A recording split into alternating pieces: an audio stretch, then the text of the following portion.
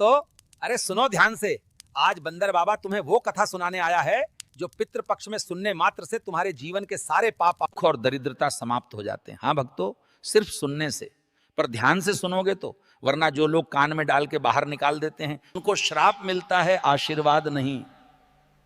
पितर क्या चाहते हैं भक्तों? भागा, हम पितर लोग सिर्फ आशीर्वाद देने आते हैं, लेकिन अगर श्राद्ध ना हुआ, अगर हमें याद नहीं किया, तो हम शांति बनकर नहीं लौटते, श्राप बनकर लौटते हैं। पितृपक्ष कोई मजाक नहीं है।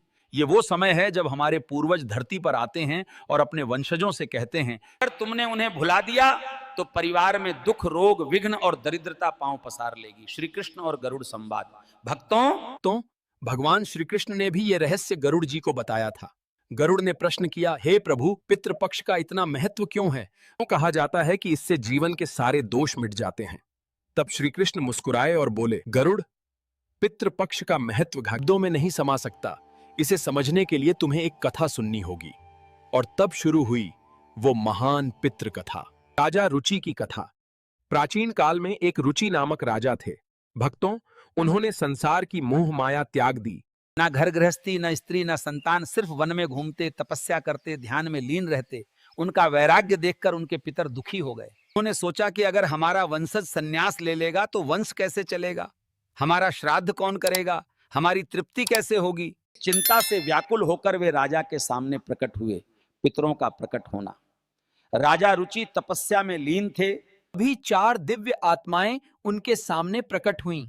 राजा ने आश्चर्य से पूछा, हे महात्माओं, बिना विवाह और संतान के मनुष्य न तो स्वर्ग पा सकता है, न ही पितृ ऋण से मुक्त हो सकता है। राजा रुचि का उत्तर भरतों, राजा रुचि ने साफ कह दिया, हे पितरों, विवाह दुख का कारण है, स्त्री के साथ संबंध से मुक्ति नहीं मिलती, इसीलिए मैंने ब्रह्मचर्य का मार्ग चुना है। लेकिन पितर बोले, वत्स, तुम्हारी बात आधी सही है।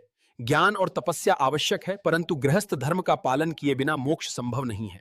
शास्त्रों में विवाह का आदेश है। संतान के बिना पितर तृप्त नहीं होते। अगर तुमने विवाह नहीं किया तो हम अतृप्त रहेंगे और तुम्हें भी नरक मिलेगा। राजा की दुविधा। पितरों की बातें सुनकर राजा रुचि व्याकुल हो उठे। उन्होंने कहा, हे पितरों, अब मैं वृद्ध हो गया हूं, कौन अपनी कन्या देगा? पितर बोले, वत्स, यदि तुमने हमारे वचनों का पालन नहीं किया तो हम पतन को प्राप्त होंगे और तुम्हारी भी अधोगति होगी। ना कहकर वे अदृश्य हो गए। भक्तों, राजा रुचि ने 100 वर्षों तक घोर तपस्या की। उनकी तपस्या से प्रसन्न होकर ब्रह्मा जी प्रकट हुए। ब्रह्मा जी बोले, वत्स रुचि, तुम्हारे पितरों ने जो कहा वो सत्य है। तुम्हें विवाह करना चाहिए, पितरों की पूजा करो, वे प्रसन्न होकर तुम्हें उत्तम पत्नी देंगे। ब्रह्मा जी के वचन सुनकर राजा रुचि ने पुनः पितरों की स्तुति की। पितरों की स्तुति। तो राजा ने पितरों का तर्पण किया, उनकी भक्ति की। उन्होंने कहा, हे पितरों, आप ही अधिदेवता हैं, आप ही हमारे रक्षक हैं, आप ही हमारी मुक्ति का मार्ग हैं। आपकी तृप्ति के बिना कोई सुख संभव नहीं है। उनकी यह स्तुति सुनकर पितर अत्यंत प्रसन्न हुए। बोले, वत्स, हम तुम्हारी भक्ति से प्रसन्न हैं। तुम्हें उत्तम पत्नी मिलेगी, उससे तुम्हें संतान प्राप्त होगी और तुम्हारा वंश आगे बढ़ेगा। भी नदी से एक अद्भुत अप्सरा प्रकट हुई। उसने राजा को एक योग्य कन्या प्रदान की, मानिनी। राजा रुचि ने उससे विवाह किया। फिर उन्हें एक तेजस्वी पुत्र उत्पन्न हुआ जिसने तीनों लोकों में ख्याति प्राप्त की। भक्तों, इस कथा से समझो, बिना संतान पितर तृप्त नहीं होते। श्राद्ध और तर्पण करना हर इंसान का कर्तव्य है। अगर तुमने पितरों को भुला दिया तो तुम्हें जीवन में सुख शांति नहीं मिलेगी। कृष्ण ने गरुड़ जी से कहा, हे गरुड़, जो मनुष्य पितरों को प्रसन्न करना चाहता है उसे 5 मुख्य कार्य करने चाहिए। तर्पण ताण जल, तिल और कुश से, श्राद्ध कर्म ताण सात्विक भोजन बनाकर ब्राह्मणों को खिलाकर, अन्नदान और वस्त्रदान तान गरीबों साधुओं को, कौवा कुत्ता को भोजन परान ताकि पितर तृप्त हों, 5 तीर्थ और गंगा स्नान परान पितरों की आत्मा को शांति देने के लिए। तर्पण का महत्व भक्तों, तर्पण का अर्थ है जल अर्पित करना। काले तिल, दूध और कुश लेकर ओम पितृभ्य स्वधा मंत्र के साथ पितरों का आह्वान करो। अरे मूर्खों, आज के लड़के लड़कियां कहते हैं हम मॉडर्न हैं, हमें ये सब नहीं करना। लेकिन ध्यान रखना, पर जिस घर का बेटा बेटी अपने पितरों को जल तक न दें, उस घर का सुख सूख जाता है। श्राद्ध का महत्व, श्री कृष्ण ने कहा, श्राद्ध से पितर तृप्त होते हैं। ब्राह्मणों को सात्विक भोजन कराओ, वस्त्र दो, दक्षिणा दो। उस भोजन से पितर प्रसन्न होकर आशीर्वाद देते हैं। भक्तों, श्राद्ध के दिन खासकर खीर, पूरी, दाल, सब्जी जरूर बनाओ।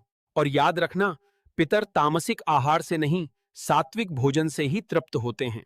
तो कभी देखा होगा कि श्राद्ध के दिन रोटी बनाकर बाहर रखी जाती है। गाय को रोटी, कौवे को चावल, कुत्ते को भोजन दिया जाता है। ये समझो भक्तों, ये कोई अंधविश्वास नहीं है। गाय में देवताओं का वास है, कौवे में पितरों का प्रतीक है और कुत्ता धर्मराज का दूत माना गया। इनको अन्न दोगे तो पितर तृप्त होंगे। श्री कृष्ण ने कहा पीपल पितरों का निवास है और तुलसी लक्ष्मी का प्रतीक है। श्राद्ध के दिन पीपल के नीचे दीप जलाओ, तुलसी को जल दो, इससे पितर प्रसन्न होते हैं। भक्तों सुन लो, आजकल के लोग मंदिर जाते हैं लेकिन अपने आंगन में खड़े पीपल को प्रणाम नहीं करते। याद रखो, पितरों का आशीर्वाद वहीं से आता है। गया जी में पिंडदान, श्री कृष्ण ने गरुड़ से कहा, हे गरुड़, जो व्यक्ति गया जी में पिंडदान करता है उसके पितर मोक्ष पाते हैं। वे आशीर्वाद देकर अपने वंशजों को सुख समृद्धि देते हैं। भक्तों, गया जी में पिंडदान करना हर पुत्र का कर्तव्य है। अरे मूर्खों, विदेश घूमने का शौक है पर गया जी जाकर पितरों का तर्पण करना भारी लगता है। ध्यान रखना, अगर पितर नाराज हुए तो विदेश का सुख भी विष बन जाएगा। व्रत और संयम। श्री कृष्ण बोले श्राद्ध पक्ष में व्रत रखना चाहिए। मांस, मदिरा और तामसिक आहार से दूर रहो, सात्विक भोजन करो, ब्रह्मचर्य का पालन करो, भगवान विष्णु, शिव और लक्ष्मी की पूजा करो। इससे पितर प्रसन्न होंगे। भक्तों, श्राद्ध के दिन पार्टी मत करो, बियर मत पियो। अगर ऐसा किया तो पितर कहेंगे, देखो हमने सब छोड़ दिया और ये बेटा बोतल खोलकर बैठा है, फिर घर में सुख कैसे आएगा। अन्नदान और वस्त्रदान। कृष्ण ने कहा गरीबों, ब्राह्मणों और साधुओं को भोजन और वस्त्र दो, इससे पितरों की आत्मा तृप्त होती है। श्राद्ध पक्ष में किया गया दान कई गुना पुण्य देता है। भक्तों, अरे जो रोज बर्गर पिज्जा खाते हो, थोड़ा सा अन्न गरीबों को भी दे दो, तभी तुम्हारे पितर प्रसन्न होंगे। गंगा स्नान। श्री कृष्ण ने कहा गंगा स्नान से पितरों की आत्मा शांति पाती है। गंगा जल से तर्पण करो, पाप धुल जाएंगे। तो आजकल लोग कहते हैं गंगा तो गंदी है। अरे मूर्खों, गंगा कभी गंदी नहीं होती, वो तो माँ है, तुम्हारे पाप धो। श्राद्ध में गंगा जल से तर्पण जरूर करो। ग्रंथ पाठ। भक्तों, श्री कृष्ण ने कहा श्राद्ध पक्ष में सत्संग सुनो, गीता का पाठ करो, विशेष रूप से गीता का 11वां अध्याय पढ़ो, इससे पितरों की आत्मा को शांति मिलती है। आज के जमाने में लोग नेटफ्लिक्स देखते हैं लेकिन गीता नहीं पढ़ते। अरे भक्तों, अगर जीवन में शांति चाहिए तो मोबाइल की स्क्रीन छोड़कर गीता की ओर देखो। तो सुन लो, श्राद्ध सिर्फ एक रस्म नहीं है, ये पूर्वजों के प्रति कृतज्ञता का सबसे बड़ा अवसर है। अगर तुमने उन्हें याद किया, घर में धन, समृद्धि, सुख, शांति का वास होगा। लेकिन अगर तुमने कहा हमें इन सब में विश्वास नहीं, तो ध्यान रखना, नाराज होंगे और फिर तुम्हारा जीवन क्लेशों से भर जाएगा। बंदर बाबा का संदेश। अरे मूर्खों, ध्यान रखना, श्राद्ध पक्ष में दिखावा मत करना, दिल से पितरों को याद करो, जल अर्पित करो, भोजन कराओ, दान करो, यही सच्चा धर्म है, यही तुम्हें मोक्ष देगा। तो श्राद्ध पक्ष हमें पितरों की याद दिलाने का अवसर है, उनकी तृप्ति में ही हमारा कल्याण है।